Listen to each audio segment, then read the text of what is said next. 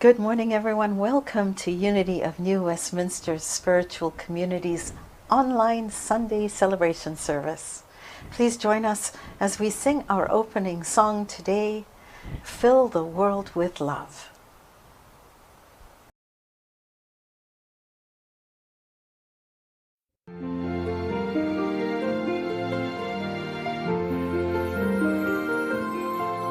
In the morning of my life, I shall look to the sunrise. At a moment in my life when the world is new, and the blessing I shall ask is that God will grant me to be brave and strong and true, and to fill the world with love my whole life through, and to fill the world with love, and to fill the world with love, and to fill the world with love my whole life through.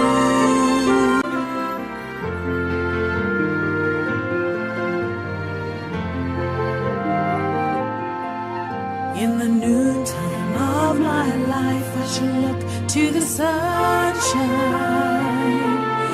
At a moment in my life when the sky is blue, and the blessing I shall ask will remain unchanging, to be brave and strong and true, and to fill the world with love my whole life through, and to fill the world with love, and to fill the world with love, and to fill the world with love my whole life through.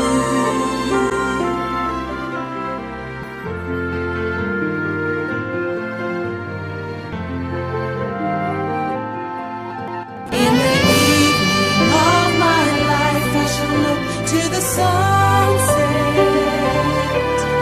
At a moment in my life when the night is June,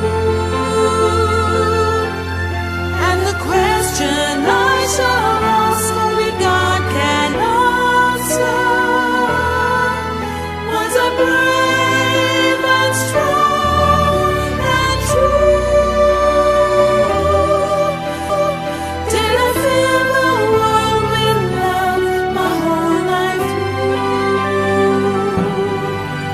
Did I fill the world with love?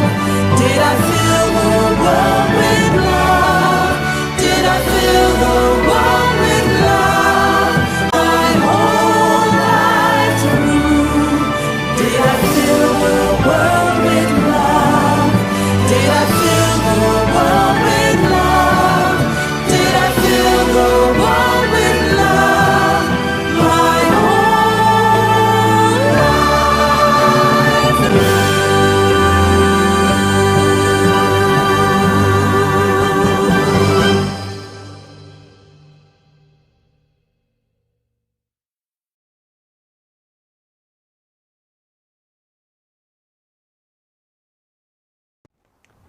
Welcome back. I am Reverend Rhona Segarra, and it is my pleasure to welcome you on behalf of Unity of New Westminster Spiritual Community in beautiful British Columbia, Canada. Whether you are joining us on Facebook, on YouTube Live, or on Zoom, or whether you are watching on demand after the service is completed live, it is my pleasure to extend a very warm welcome to you on behalf of all of us. We would love to stay connected with you, so we would appreciate it if you would like us on Facebook, or subscribe to our YouTube channel, or subscribe to our newsletter, and that way you can stay informed about what is going on in our community and our upcoming services. The Unity Movement offers spiritual principles for full and abundant living. We draw on the teachings of Jesus who we consider our primary way shower and example. And we honor that there is wisdom in faith traditions all over the planet. We respect every person's right to choose their own spiritual path and to walk their own spiritual path. All are welcome here. All are worthy here. All are celebrated here.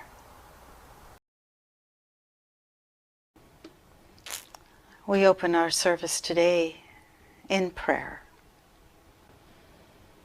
I gratefully acknowledge that I speak to you on the traditional and unceded territory of the Semiahmoo First Nation. And we give thanks to First Nation peoples everywhere for their custody of this beautiful land. We give thanks that we are able to meet together in this virtual setting at a time when we are unable to meet in person. We give thanks for our connection one with each other. That connection that happens whether we are in each other's physical presence or not. That connection that binds us all together.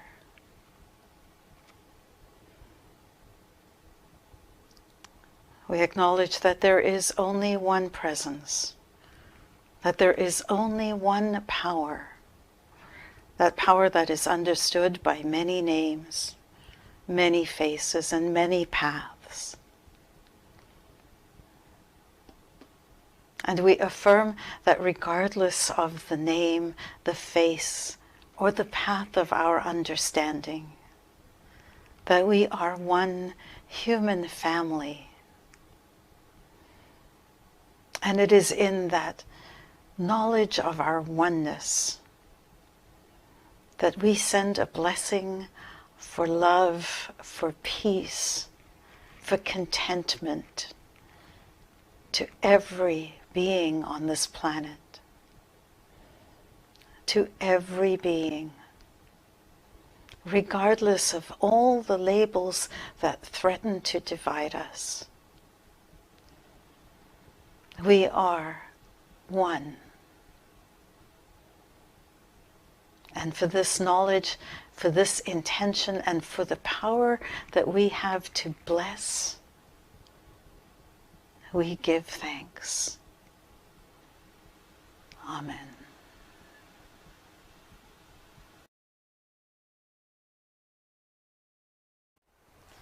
The daily word today will be read by a truly remarkable person. She is beautiful both inside and out. And it is fitting that she is reading on Valentine's Day, because if you want to know what love looks like in action, you need look no further than this person. The way she treats people, the way she treats life, are the embodiment of love. To her, love is life and life is love. There is no separation. She lives love. She is the mother of 5 children who are all constantly inspired by her example. As she reads, you may notice part of a tapestry hanging on a wall behind her. It represents a reminder that love is more than words, that love is also action. This tapestry was given over 60 years ago by the nuns who ran St. Joseph's Home for Children. It was a wedding gift to my mom and my dad, who visited every week. And they brought love and joy to children who were severely crippled and whose families could not take care of them. They would visit every week. When my parents got married, the nuns broke up a set of 3 of these tapestries to give my parents the image, the tapestry that you see behind her. Words are insufficient to express my love and admiration for the person who is reading the daily word today. She is my inspiration. I love her so much. She is a woman who is love and a woman who I love.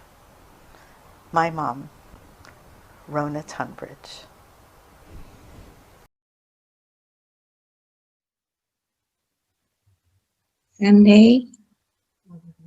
Sunday, February the 14th, St. Valentine's Day. You are dear to me. I hold you in my heart. Sharing love is a wonderful way of discovering and responding to divinity alive in every heart, binding us as a human family. My loving nature helps me see the best in every person whose life touches mine. Today I remember one of the legends of Saint Valentine, in which he fashioned pieces of parchment into hearts, which he gave to others as tokens of his compassion and God's love. Today, the tradition continues when I say, you are dear to me. I hold you in my heart with a card, gift, call, flowers, or a simple act of kindness.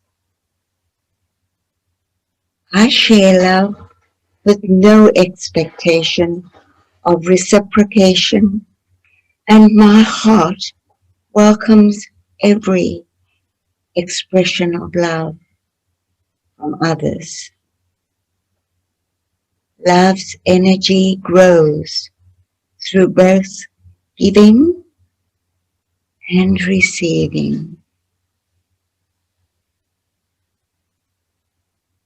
Jesus said, I give you a new commandment, that you love one another, just as I have loved you. You also should love one another. From the Gospel of St. John, chapter 13, verse 34.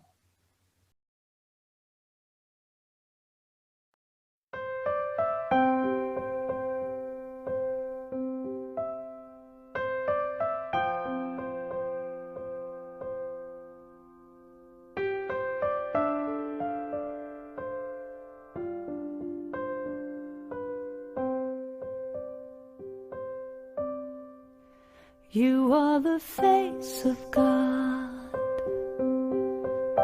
I hold you in my heart. You are a part of me. You are the face of God.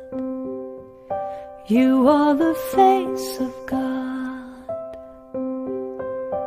I hold you in my heart. You are a part of me.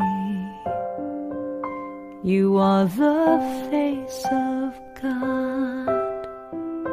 You are the face of God. Tu es l'image de Dieu. I hold you in my heart. Tu es l'image de l'amour. You are a part of me. You You are the face of God. You are the face of God. Tu sei la luce di Dio. I hold you in my heart. Tu sei il volto dell'amore. You are a part of me. You are the face of God. You are the face of love. The face of love. I hold you in my heart. You are my family. You are my family. You are the face of love. The face of love. You are the face of love. The face of love. I hold you in my heart. You in my heart. You are my family. You are my family. You are the face of love. You are the face of God, the face of God. I hold you in my heart, you in my heart. You are a part of me, a part of me. You are the face of God, the face of God. You are the face of God. Eres la luz de Dios. I hold you in my heart. Eres la cara del amor. You are a part of me. You are the face of God. You are the face of God.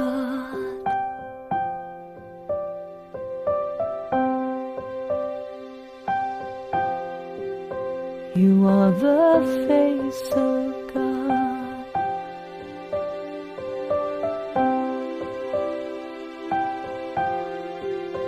You are the face of God.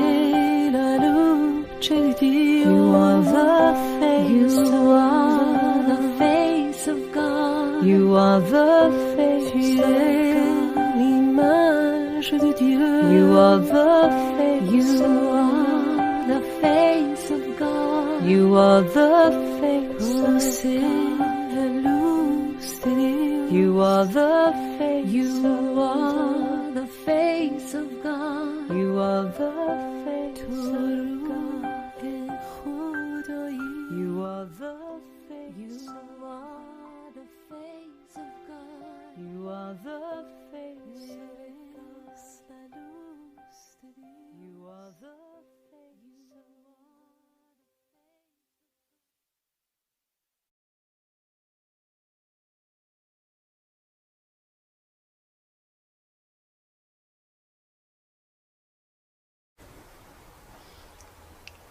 When I first began to write this message about love,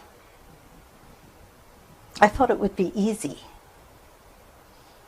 After all, we all talk about love often, and if you're a minister, scarcely a week goes by where there isn't some message about love included in a message, a talk, a discussion with a person. We're always talking about love. And therein lies some of the confusion, because when you speak about love so often and in so many ways, it's hard to actually get a definition and an understanding of what love is. Imagine that you are an alien coming to this planet Earth for the very first time, and you hear all of these references to love. So you decide to do what everybody does when they're looking for an answer for something. They go to the internet. So this alien goes to the internet and he does a Google search. He, she, it does a Google search. Types in, what is this thing called love? Well, according to WikiHow, this is the definition of love. And I quote, Love is expressed as an action and experienced as a feeling. Yet love has an essence that resists defining in any single way. It encompasses compassion, determination, tolerance, endurance, support, faith, and much more. End quote. Are you feeling any more clear than you were before? Likely not. I get the idea of love being a feeling and an action. Okay? Doesn't help much. What if I move to music and listen to music to try and understand love? Likely, it's not going to help either, because in music we get words like, love is a many splendored thing. Love hurts. Can't help falling in love. I don't love you anymore. Love is divine. Love is a losing game. I love the way you look tonight. Love is blind. Love makes the world go round. Love is a battlefield. How do you make sense of this confusing thing called love? Well, maybe the alien would listen to us speak, and maybe that would help. Or not. Because in the same breath that we say, I love you, and with the same intonation that we may say, I love you, we also say, I love chocolate. I love cars. I love my home. I love my job. I would be in that same verbiage to say I love that TV show. Love God.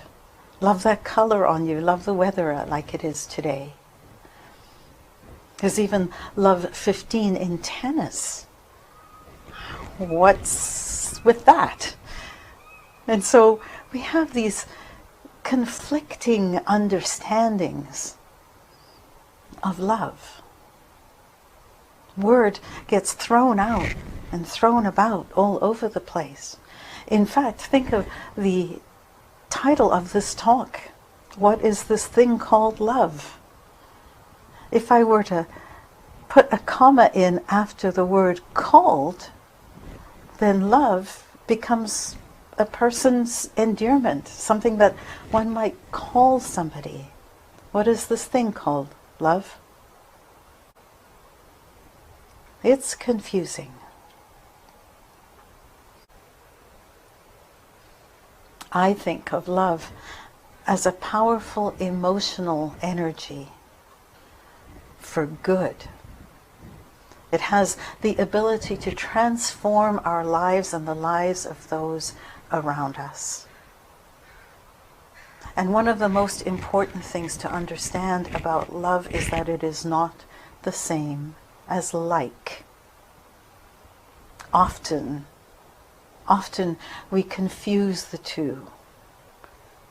And whether you are in relationship with a spouse, a child, a parent, a sibling, anywhere, any person, there are going to be times when you may not like the behavior of the person. And you may still be able to retain love for that person. In fact, Shakespeare says that that is the definition of love, that love is not love which alters when it alteration finds. Let me say that again and then I'll explain it in plain English. Love is not love which alters when it alteration finds. Love is not love if it changes to non-love because of something that happens from the other party. There's a change in the other party and you therefore stop loving that person. It was never loved. Love, in fact, it was a contract. In our everyday lives, most of us experience love in our personal relationships. And what works to make our personal relationships successful? Well, I'm going to go into the 5 love languages that Dr. Gary Chapman speaks about with respect to how we each love and how we feel loved. But before I do that, I want to share some research that was done by Dr. John and Julie Gottman in Seattle. Dr. Gottman is the author of the book called The 7 Principles for Making Marriage Work. He has written many, many books, but that one is world-renowned and broke the mold in some ways for understanding scientifically what's going on in relationships. And by that, what I mean is that this man created a research lab. And then from research-based information, he could make predictions about the success and longevity of a relationship. In his case, he did it mainly with married couples. But the principles that he discovered apply to every relationship, including the relationship with ourselves and the voices in our head that sometimes say nasty things to us. So I want to share with you briefly what Dr. Gottman found. He created a love lab, an apartment in Seattle, in which they rigged up cameras in every room except the bathroom. And then they invited married participants to come and spend the weekend at this love lab. They put monitors on them. They put moisture detectors on these couples, on each individual. And then between the daylight hours, pretty much, they recorded everything that happened. And whether you would think that if you knew that you were being recorded in a scientific experiment, that you might be on your best behavior, that maybe instead of being snippy with your spouse, you might just kind of hold that until you get home. Well, that's not quite what happened. And so over the period of a weekend with a particular couple, and then that couple coming back sometimes 2, 3, 5, 10, and even 20 years later to repeat their weekend experiment, just living together, functioning normally in this apartment for a weekend, you would think that they would be on their best behavior. But not so much. So what happened was, over time, Dr. Gottman was able to identify traits that would cause marriages to become disastrous, what he called marriage disasters, and others that managed to see through some of their differences and become masters, staying in relationship.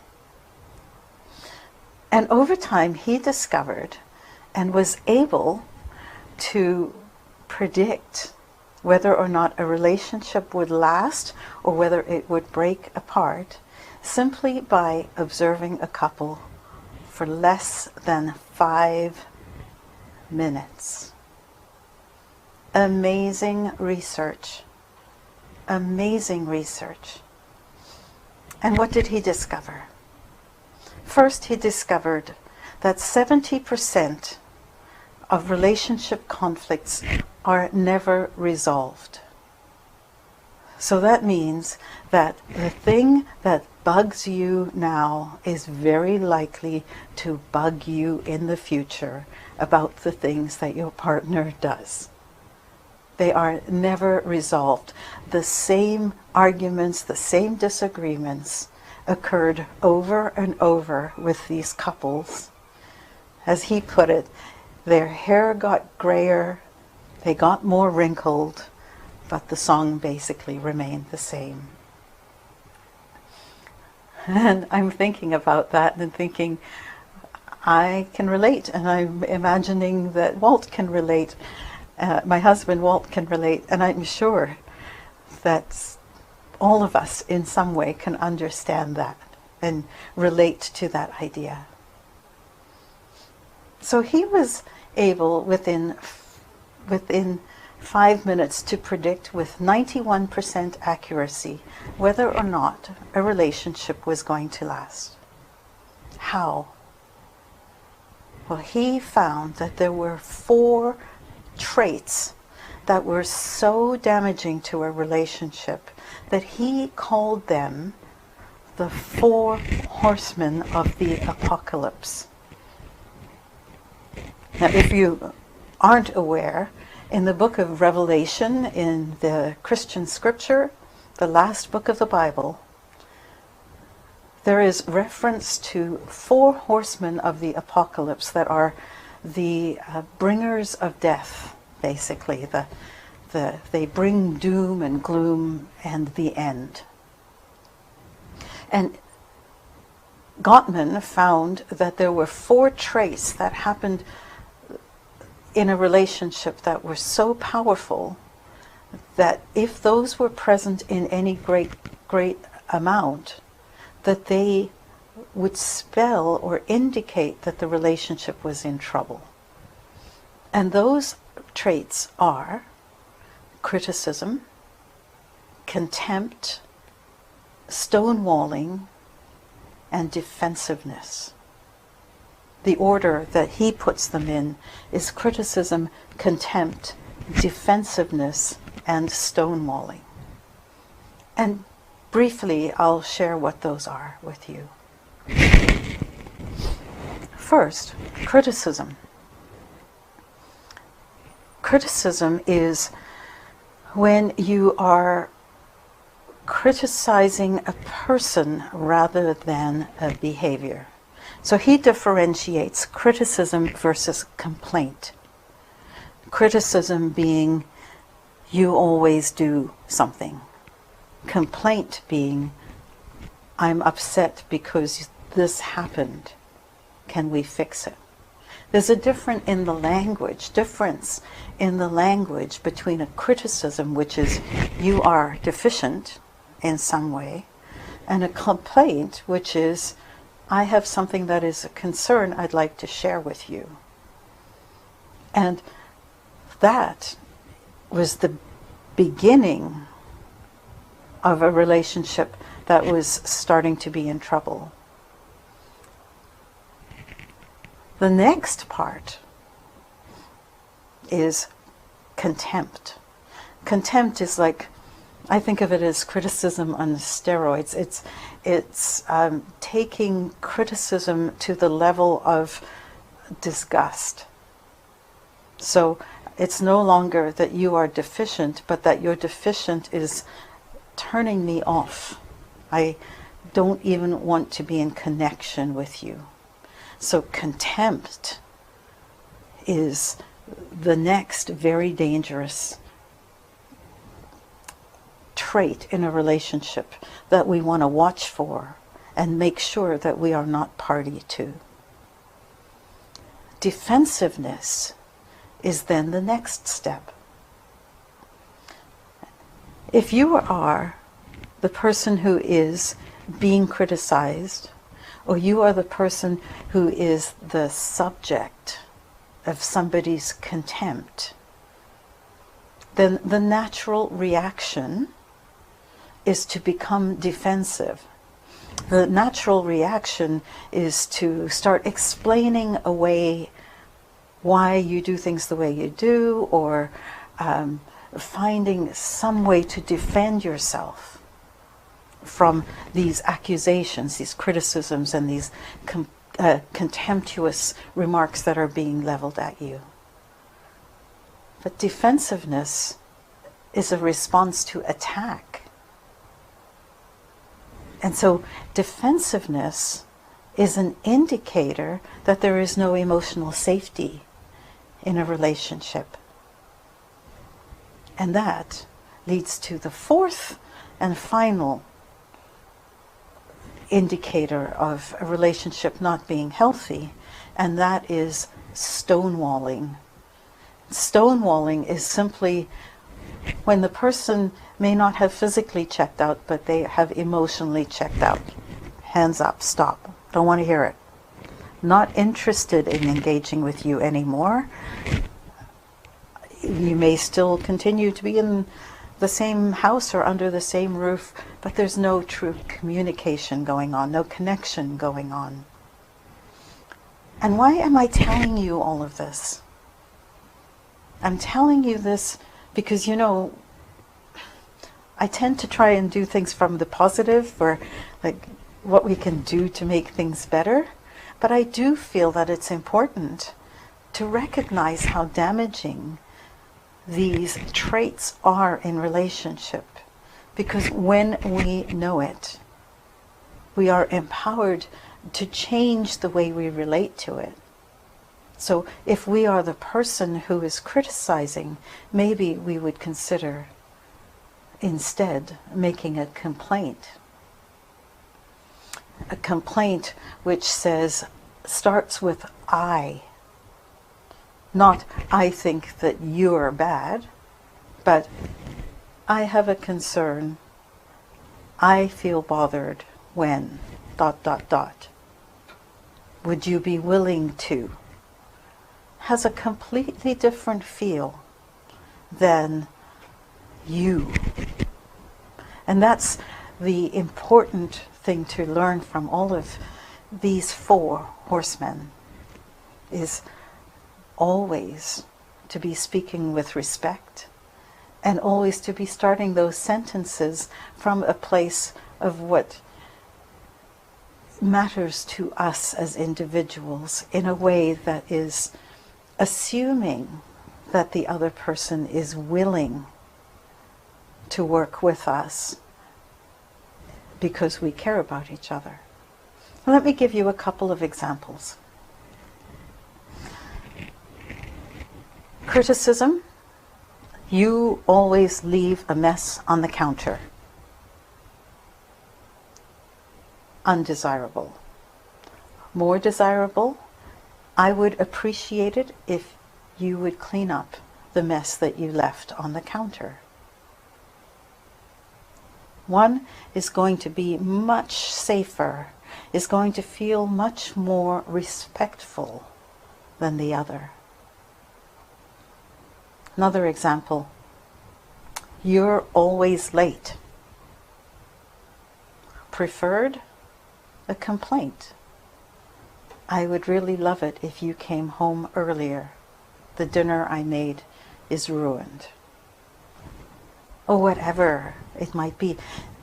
The idea is to state your case in a way that doesn't isolate somebody and doesn't attack their personality. It may address a behavior, but never the personality, never who they are, never their personhood. And so, I promised you that I would move from this four horsemen, and please watch for these traits, into the work of Gary Chapman. Dr. Gary Chapman wrote this book which changed the way we look at love in so many ways. It is a book in which he poses the idea that we all need love, that we all want love, but that we all want different kinds of love, and that love might look differently to each one of us. So he came up with this idea that there are five main love languages. That's what he calls them. Speak to me in the language of love that I understand. The 5 languages that he talks about are words of affirmation, quality time, receiving gifts, acts of service, and physical touch. Let's take a quick look at each of these. Words of affirmation are verbal compliments or words of encouragement, and they are powerful ways to say, I love you. Mark Twain said, I can live for 2 months on a good compliment. I'm going to guess that his love language was words of affirmation. For those of us whose love language primarily is words of affirmation, it is more important to hear something nice than it is to get something nice. It is more important to hear a gentle tone of voice than it is to receive flowers, for example. Words matter more than gifts. Words matter more than time. They matter more than touch. They matter more than whether the tasks around the house get done. If words are our love language, then we are especially sensitive to the criticism, contempt, and tone of voice of others. Instead, gentle tones of voice, sweet nothings, a loving nickname, a simple word of appreciation or a compliment can fill that bank, that love bank of a person for whom words of affirmation is a love language.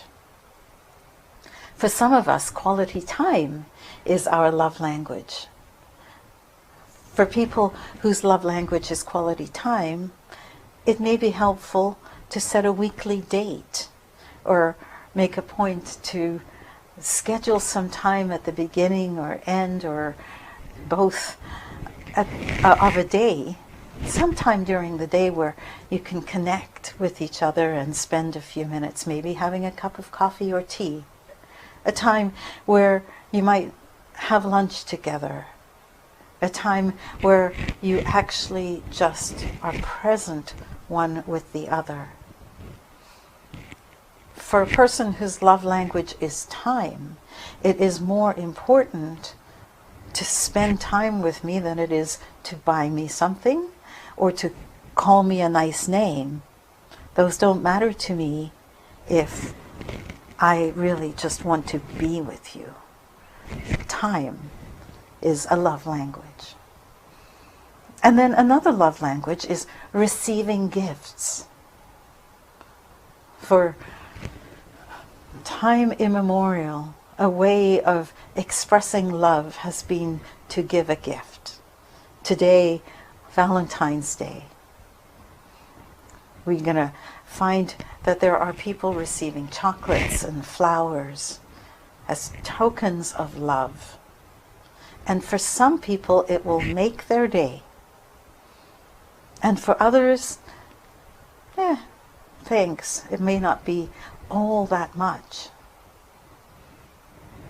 It may be a nice gesture, but it may not matter as much as others. Being in an attitude of love, though, is always accompanied by this idea of giving and receiving gifts. They're a symbol of regard. They're a symbol of care. And so for people whose love language is receiving gifts, when they receive a gift, it is a tangible representation that they are loved. The fourth love language is acts of service. Acts of service. This is the way that many people, especially parents, demonstrate their love. They demonstrate it by going out to work and working long hours and making extra money by working overtime so that the family is supported in a way, or the people they love are supported in a way that they don't need to worry about things. It could be that it's demonstrated in a person's cooking for the entire family, or keeping the home looking beautiful and clean and tidy. And all of these things can be understood as a gift of love by the person who is giving it and by the person who is receiving it. The person whose love language is acts of service may never ever say, "I love you." They show, "I love you." They do things to make your life easier. They do things to demonstrate love with their acts of service. Those of us who value acts of service will feel loved when someone does something kind for them. Actions speak louder than words to people whose love language is acts of service. As Eliza Doolittle sings in My Fair Lady, "Don't speak at all, don't speak at all, show me." That is the motto of those whose love language is gifts of service, acts of service. And finally, physical touch is the last love language. Think about this. What is the first thing that we do in a time of crisis? We hug. What is the first thing we do when we see each other in a time of abundant joy? We hug. Touch is an important love language and a powerful love language for many, many people. It is a communicator of love, and we have learned how powerful touch is during this time of pandemic, where we haven't been able to touch one another, where we haven't been able to hug. For some people, this is a primary demonstrator of love. All they want to do is touch the people they love, and all they want is to be touched. For those of us for whom touch is important, a hand on the shoulder, a pat on the cheek, a hand resting on another person's arm, are all just quiet gestures that indicate, "I'm loving you, I love you." Our love languages can be different, though. And therein lies some wisdom for us. Because I know that there are times when I have received a gift that someone has given and is super excited about giving. And I have received it with delight, but perhaps with a little less enthusiasm than the other person might have hoped. Or maybe I've given a gift or wanted to touch someone who doesn't want to be touched, hug someone who doesn't care about hugging so much, wanting to have time with someone who doesn't really want to have time with me. Well, now we can understand some of this a little bit more, because what we can recognize is that not everybody shares the same love language. And if we want to be in love and demonstrating love and living as love for the people we care about, then what would that look like? We come to the golden rule. And the golden rule says, do unto others as you would have done to you. Well, what would I have done to me? What would I want to have done to me? I would want the other to love me in my love language. I would want the other to recognize what I value, and then to make an effort to meet me with that language that I care about. And if that is true for me, then surely that must be true for the people that I care about, that they would really love it if I gave them love in their language. How do we discover what that language is? How do we know what another's love language is? And what do we know about our own? How do we find that out? Well, all we have to do is look and listen. Because people give in the language that they long to get. So if you are wondering about whether or not somebody's love language is time, you might find that they are willing and asking you to join them for lunch. You might find that somebody's love language is an act of service, and the way you can tell is because they value doing things for other people, and you can see it. So if you care about that person, you would give them things and do things for them because that is what matters to them. So there is much to be learned from this idea of love languages, not only in terms of what we value, but in terms of what the people around us value.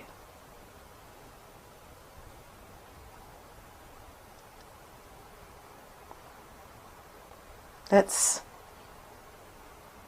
move to a final concept. In the book of Corinthians, chapter 13,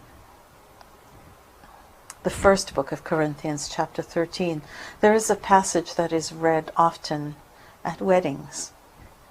And it reads like this: love is patient, love is kind, love does not envy, love does not boast. Love is not arrogant or rude. Love does not insist on its own way. Love is not easily angered. Love keeps no record of wrongs. Love does not delight in injustice, but rejoices with the truth. Love never gives up, always trusts, always hopes, always perseveres.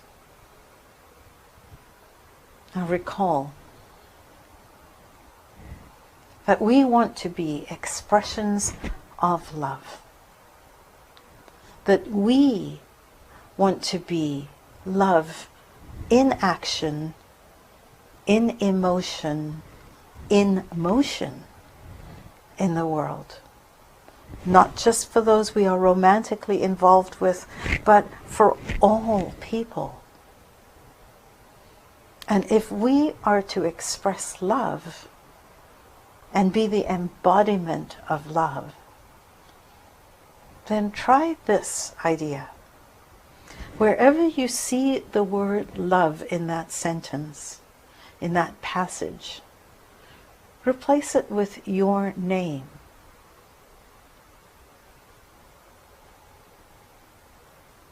Instead of love, put I am, or put your name. I am patient. I am kind. I do not envy. I do not boast. I am not arrogant or rude. I do not insist on my own way. I am not easily angered. I keep no record of wrongs. I do not delight in injustice. I rejoice with the truth. I never give up. I always trust. I always hope. I always persevere. Love is this powerful, harmonizing energy, emotion, influence, and action. This Valentine's Day and every day, I invite you to explore the idea that you, that me, that each of us are ambassadors of love. Let us speak kindly to one another. Let us learn to speak the love language of the people we love. Let us learn to request that others speak our love language to us. Let us fall in love with life. And let us learn the power of love. Love that alters not when it alteration finds. Love, unconditional, positive, kind, and gentle. Love that harmonizes and unites us as one human family on this beautiful planet. I send love to you. Happy Valentine's Day.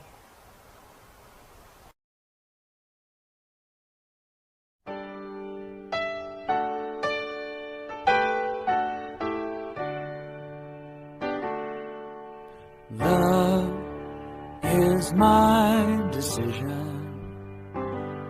It's up to me to give of my heart. Love is my decision. No one else can tell me to start. And once I decide to change my mind, God will show me how. Love is my decision, right here and now. Love is my decision. It's up to me to stand on that bridge. Love is my decision. No one else can make me forgive. And once I decide to change my mind, God will show me how. Love is my decision, right here and now.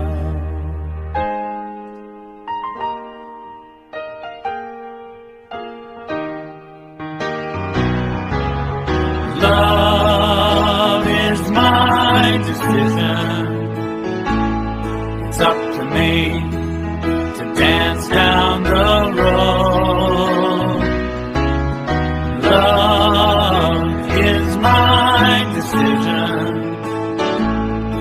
No one else can lighten my load. And once I decide to change my mind, God will show me how.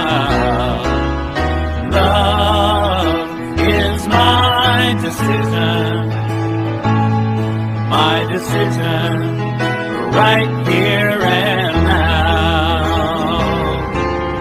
Love is my decision. It's up to me to dance down the road. Love is my decision. No one else can lighten my load. And once I decide to change my mind, God will show me how. Love is my decision, right here and now. My decision, right here and now.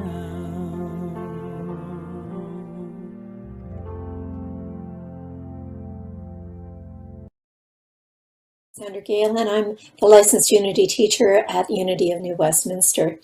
I'm here to share some information about some wonderful upcoming workshops entitled What is Unity? They'll be hosted by Wendy Carr, who's our licensed Unity teacher representative on the Unity Canada board, along with some friends.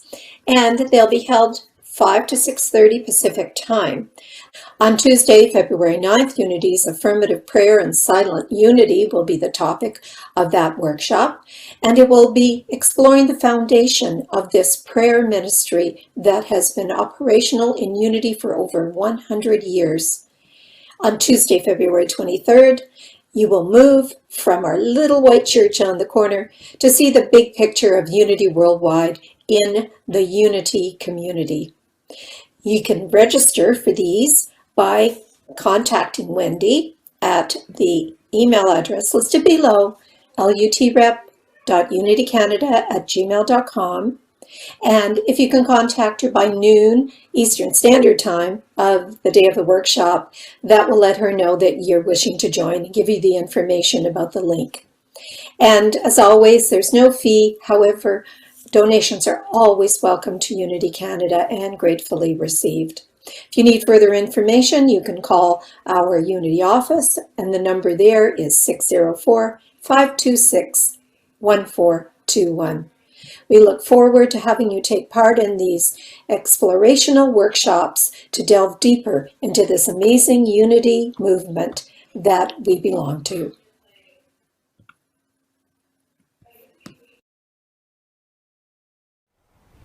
On Thursdays at 11, we meet on Zoom for a time of prayer and meditation.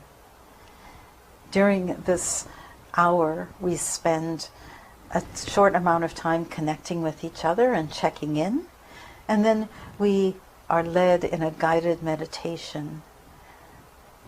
During that time, we also read the names of all the people who are on our prayer list. And so if you would like to join us for that, it is a powerful way of connecting with each other. No experience is necessary. You don't have to share if you don't want to. But it's a lovely way of being uplifted and of recharging and relaxing all at the same time. So I invite you to join us Thursdays at 11 for this powerful experience. We do have a prayer chain that prays every day over the names of the people who are on our prayer list. If you would like to join that prayer chain, or you would like your name or the name of someone you care about to be added to that prayer list, then please send us an email, unityofnewwestminster@gmail.com, and we will happily add you to the list. It is all confidential, and it is a powerful way, though, of holding each of the people we care about and who may need some extra support in our powerful energy of love and connection and caring. So Thursdays at 11, and the prayer list email if you would like to join. beginning February the 15th, tomorrow, at noon, and running for 10 weeks, we will kick off our writers group for this season. And we're going to do something a little different this time. So we're not only going to write, but we're also going to build into our program every week a writing course. So every week we will look at different aspects of writing so that we will become better writers. So if you've ever considered writing that novel or that memoir or short story, or even if you are interested in journaling and writing better, I invite you to join our writers group starting tomorrow at noon. It is a program where we, as I said, where we write, but we will also build in some strategies to become a better writer, with the goal to encourage us to write often, and to enjoy our writing. There is no fee for this, and the Zoom link is on your screen. I do hope you join us. No experience is necessary, and I'm looking forward to seeing lots of people on our call tomorrow, noon on Mondays. Tuesday, February the 16th at 7 o'clock, we will have our first of 2 sessions of a workshop called From Conflict to Connection. We have all had an experience where we have been in conflict with people who are in relationship with us, whether it's spouses or children or co-workers. We are all in relationship. And there are times when our viewpoint differs from other people, our values may differ from other people, and the question becomes, how can we be more effective at staying in connection during those times? This workshop will look at that and encourage us to find different ways to connect, even as we honor every person's place right where they are. Please join us. The admission is by donation. Suggested donation is $50 for the 2 weeks, but please, I mean it, donation is donation. And so if you are able to contribute $50, that's lovely. If you are able to contribute $5, that's lovely too. And if you aren't able to donate at all, but you'd like to participate, please come. Please join us. We are so grateful for the contributions that are shared with our ministry. Those contributions support not just our ministry, but also a portion of it is shared with Unity Canada for the work that they do across the country, and also with charities in our own neighborhood for the work that they do for the people around us. On behalf of the board, I thank you all for your contributions to our ministry and for sharing from your generosity. We are so grateful. I invite you now to hold in your heart and in your mind, bring to your heart and your mind something which you feel blessed for, something that you love, as we sing our blessing song.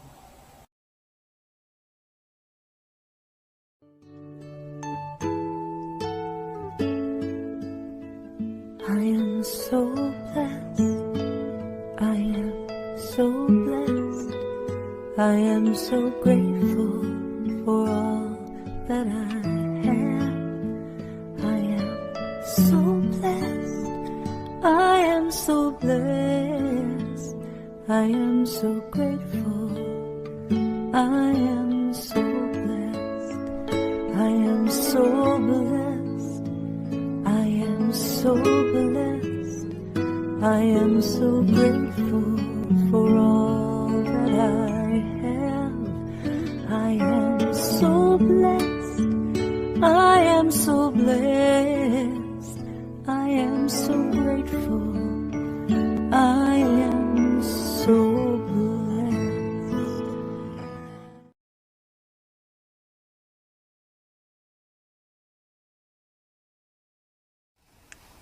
And so we come to the end of another Sunday celebration service at Unity of New Westminster. Thank you to those who are working in the background to monitor our technology and ensure that things are flowing seamlessly and smoothly in the background. On Zoom, on Facebook, on YouTube, 3 people doing the work every week behind the scenes to ensure that everything is flowing. If you are watching live right now, please join us after the service for a time of fellowship. As we meet on Zoom, it's a chance to connect with each other and see each other's lovely faces and to hear each other's lovely voices and to get as close as we can to our fellowship hour that we have after the service every Sunday. And for all who are watching live or on demand, I wish you a beautiful week. I hope you enjoyed your experience with us. And I hope you lean into the idea that you have the power to love, to give joy, to be joy, and to be peace for all around you. Blessings to you all.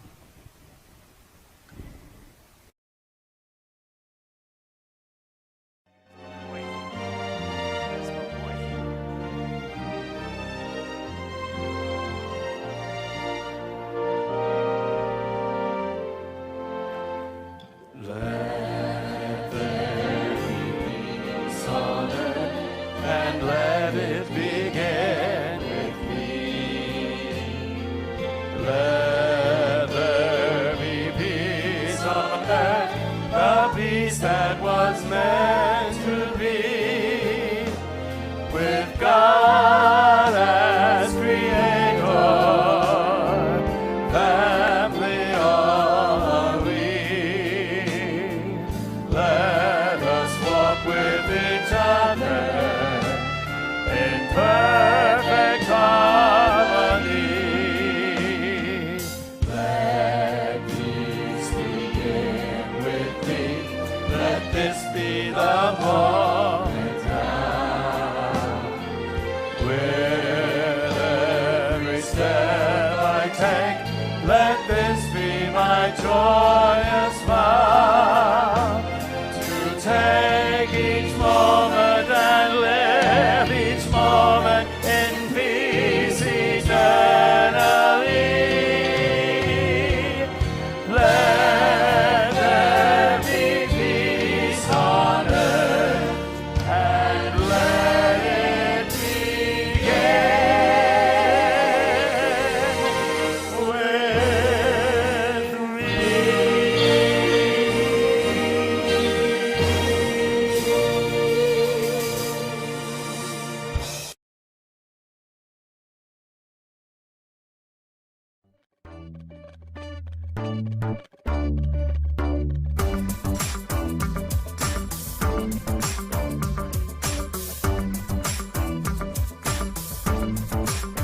I am the light of God. I am the love of God. I am the power of God. I am the presence of God. Wherever I am, God is. I am the light of God. I am the love of God. I am the power of God. I am the presence of God. Wherever I am, God is.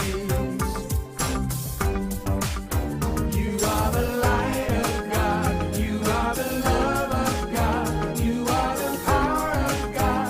You are the presence of God. Wherever